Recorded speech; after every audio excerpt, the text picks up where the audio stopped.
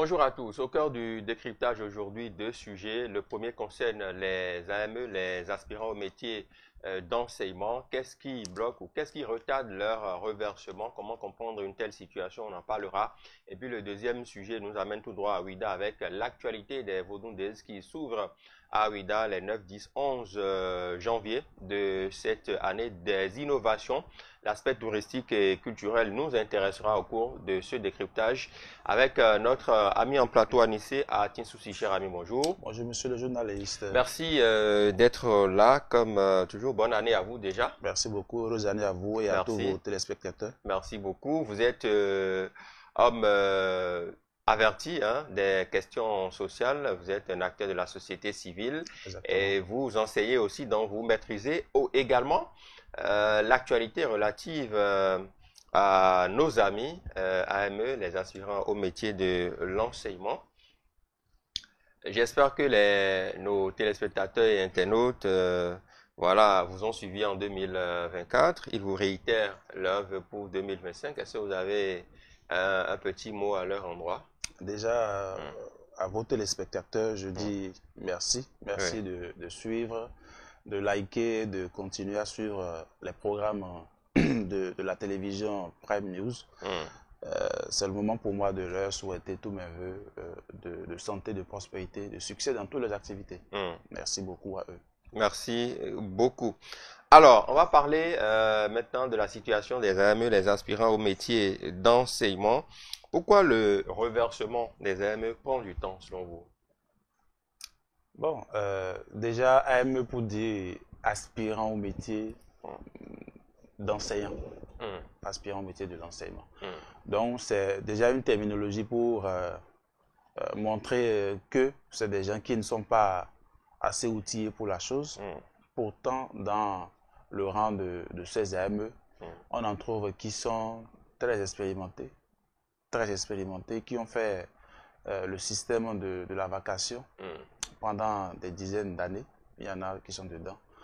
Ça traîne parce que, je dirais, il n'y a pas encore, l'État central n'a pas encore trouvé, je vais dire, la solution appropriée pour pouvoir faire le reversement. Sinon, les AME, pour la plupart, c'est des gens formés pour la chose, c'est des gens qui sont outillés dans leur domaine respectif.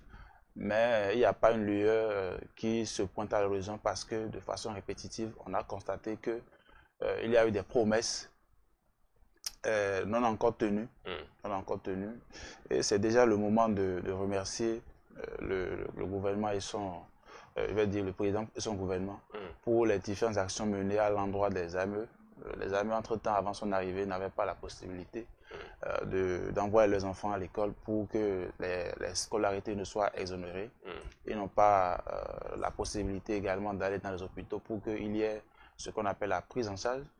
Ils n'avaient pas, entre-temps, les 12 sur 12, ce qu'ils ont. Mais tout ce qu'ils réclament aujourd'hui, c'est simplement de faire acter, de par les documents officiels, une certaine contractualisation de ces AME pour que cela les soulage un peu. C'est vrai qu'on a quitté loin la situation, vous l'avez rappelé tout à l'heure. À un moment, ils ont parlé de 9 sur 12 et ils s'étaient plaints et tout ce qui va avec. Maintenant, c'est 12 sur 12. C'est quand même une avancée notable.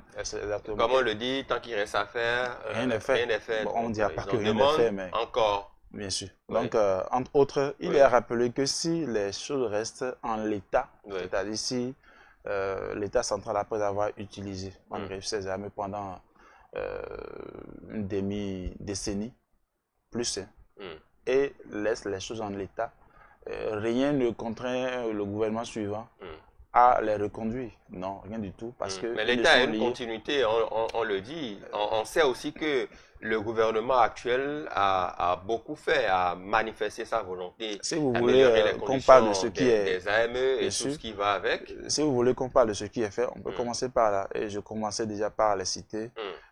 Déjà, il est remarquable que ces AME disposent d'un salaire à plein temps, même si ce n'est pas vraiment ce qui doit être payé compte tenu de leur diplôme de formation. Il est à rappeler que beaucoup de choses sont faites à l'endroit de ces AME. Mais ils en veulent toujours. Voilà, ils en veulent toujours. Je commence déjà par le quota horaire. C'est énorme. Si je vous dis que ce matin, par exemple, il y a un AME qui s'en est allé facilement comme ça. Et par quoi? Rien que par les AVC, 2 sont partis cette semaine. Il est allé où? Et bon, il est passé de Yatrepa. Comment ça? Il est décédé, bien sûr, de par ce qu'on appelle l'accident vasculaire cérébral. Donc, l'accident vasculaire cérébral, c'est le quota horaire exagéré, le stress qui est à son comble. Parlons du quota horaire. C'était à combien et vous en êtes à combien aujourd'hui? Bon, au début, je crois, c'était à 30.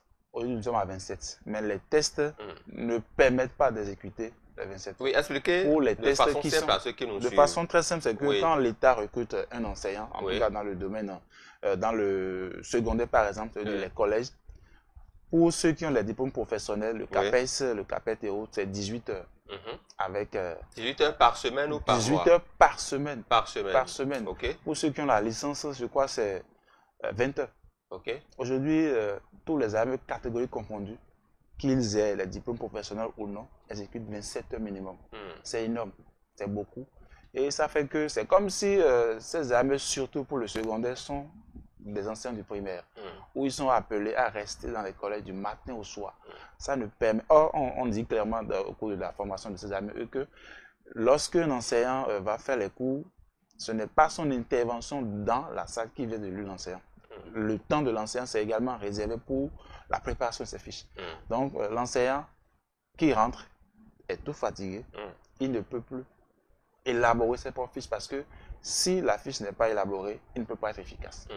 Et mieux, lorsque l'enseignant est stressé à outrance, ça ne lui permet pas de donner le meilleur de lui-même. Qui a décidé d'augmenter les quotas horaires? Les quotas horaires sont augmentés par l'État central à travers son ministère de l'enseignement. Mais les AME ont des répondants. Il y a des syndicats, des associations et tout ce qui va avec. Je me rappelle rappelle, que les discussions n'ont pas eu lieu. Si c'était hier, dans un sujet que je préfère taire le nom, il y a eu de ces mouvements pour réclamer la diminution de ces quotas. Mais tous ceux qui ont été impliqués dans ces mouvements ont été renvoyés systématiquement. Bien sûr. Donc, c'est une mesure de dissuasion pour dire non, nous ne voulons pas des réclamations. Donc, si tant est le cas, tout le monde, sinon tous les AME, ont, je vais dire, la peur au ventre. Qui a envie de manifester pour qu'on l'enlève? Et même mieux, parmi les collègues aussi, bon, je ne préfère pas m'aventurer sur ce terrain-là. Mais aujourd'hui, on parle de reversement. Reversement, c'est ça qui est... c'est espéré depuis un bon moment. Très longtemps. On peut espérer le bout du tunnel, au moins cette année, puisque quand même nous approchons quand même la fin d'un régime. Et donc voilà, est-ce que l'espoir est permis aujourd'hui? Bon, moi je suis dans le réaliste, je ne crois pas que ça soit permis. Sinon, si c'est permis, il n'y a que l'État central qui peut en décider mieux. Déjà, ils ont sorti une décision ou bien sinon un communiqué comme quoi il y a des critères de reversement. Alors qu'entre-temps, quand on fait la comparaison entre les critères énumérés il y a quelques jours et les critères énumérés il y a un bon nombre d'années, il y a une discordance. C'est-à-dire que les critères évoluent, les critères sont muables. Les critères sont changeants. Ça veut dire que on ne lit pas en réalité une lueur d'espoir, à savoir, comment on appelle ça, le reversement de ces catégories d'enseignants.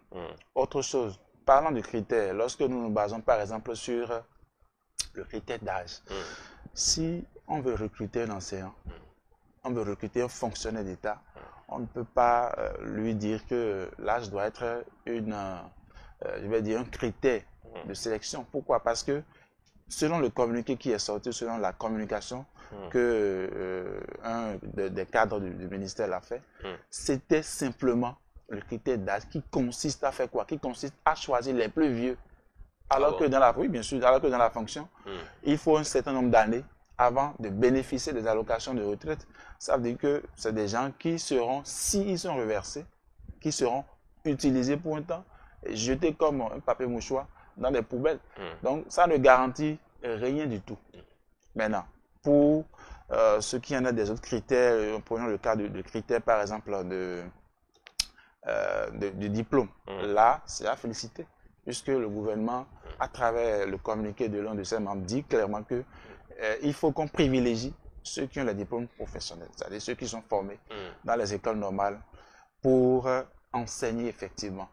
Maintenant, pour ce qui concerne le critère dont les collègues se plaignent pour la plupart, c'est le critère du nombre d'années effectuées en tant qu'aspirant au métier de l'enseignement. Donc, il y en a qui ont déjà fermé les 5 ou 6 ans, mais qui voient que dans je vais dire, parmi les critères énumérés désormais, il n'y a plus le nombre d'années.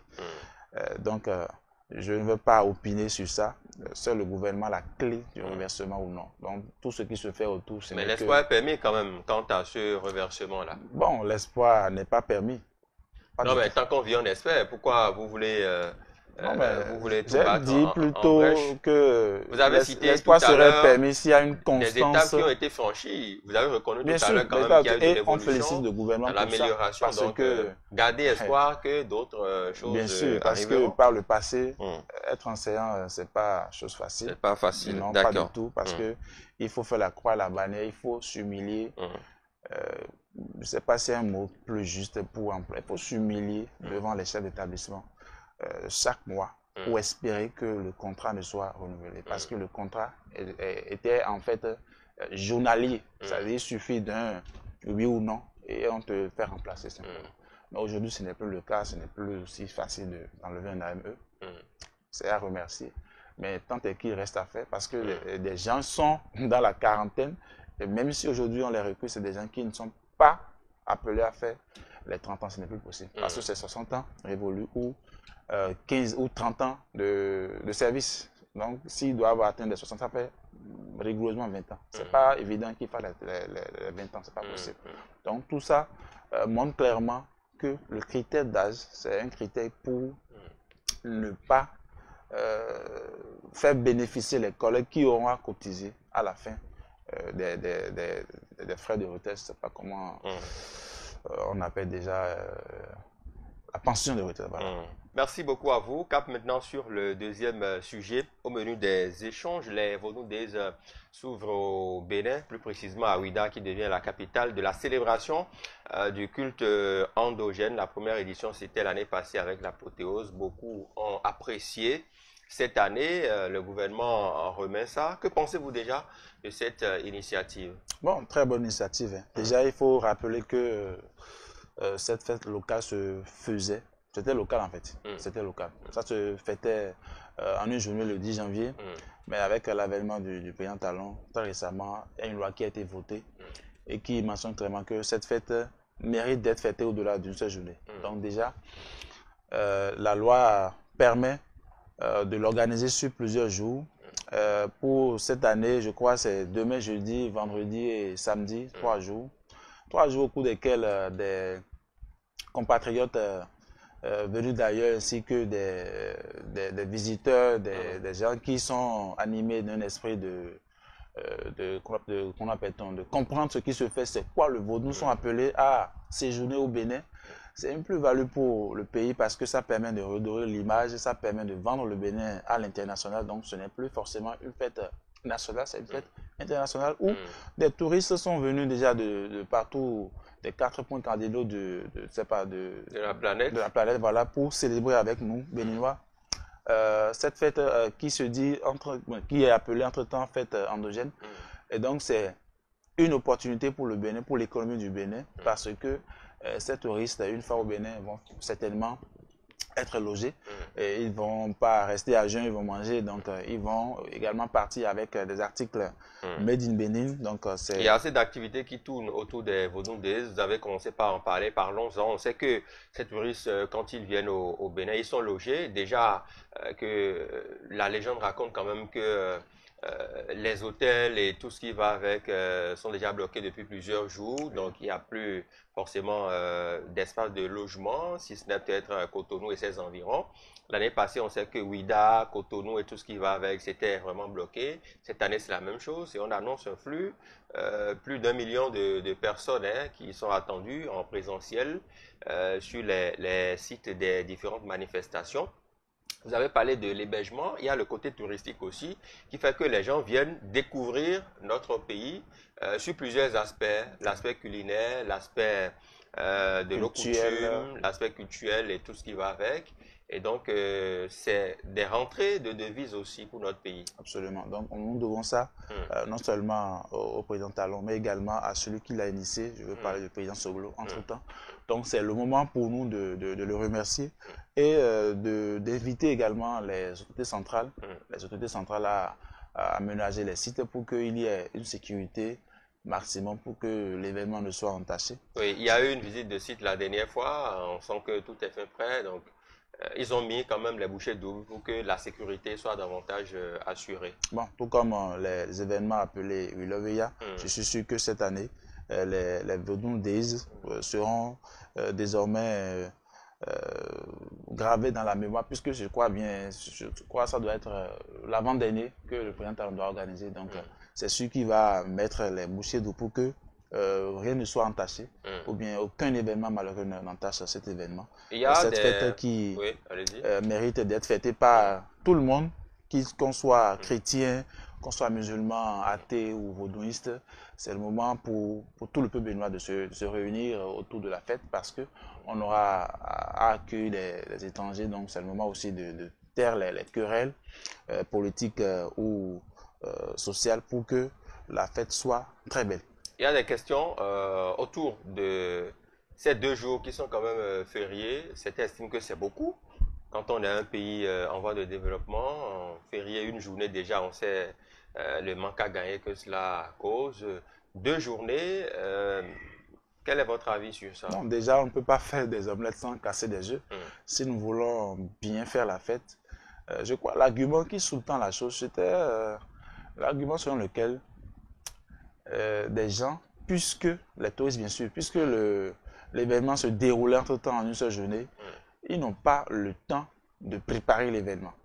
Or, si on mettait l'événement, comme c'est le cas, sur plusieurs jours, ça permet quand même aux touristes de mieux se préparer.